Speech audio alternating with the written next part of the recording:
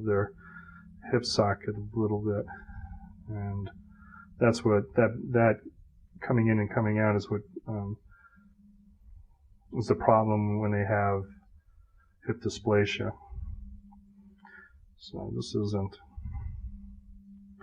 range of motion testing, this is just me tissue testing. Let's see.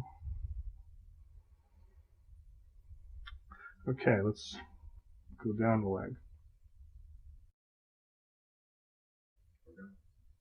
We're going to look at the knee joint or the stifle joint. And the setup for this is that the tibia, this is the tibia, here's the knee. The tibia is 90 degrees to the femur. Lay back down for me, Bubba.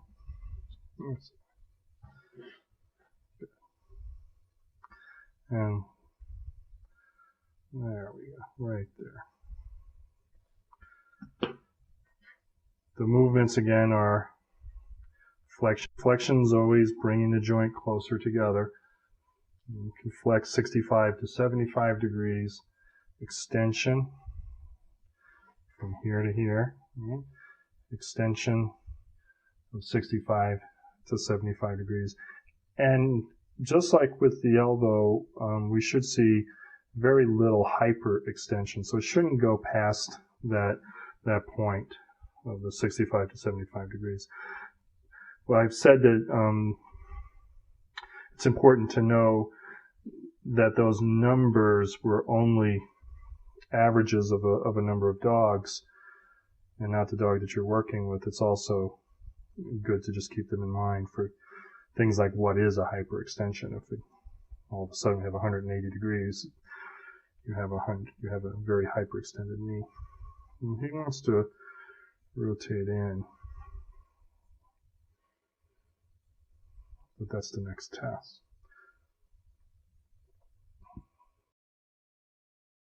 This is a human equivalent is the ankle joint, and the setup here is a little bit difficult because we want the tibia at 90 degrees to the femur, and then we want the metatarsal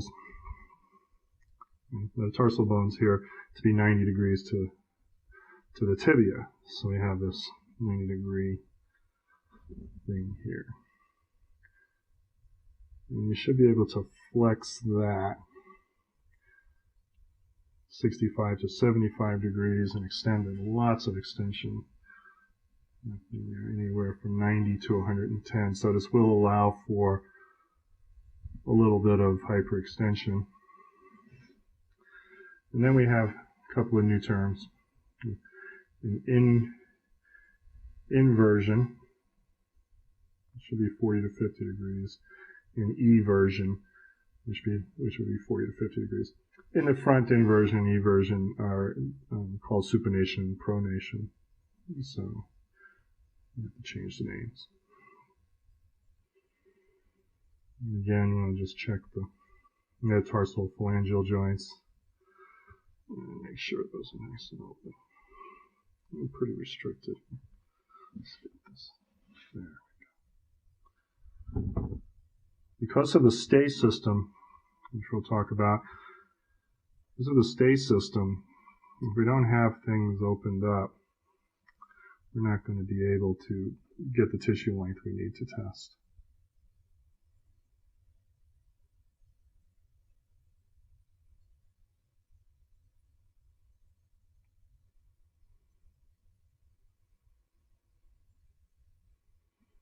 And you can tell by his breathing that this is not something he dislikes.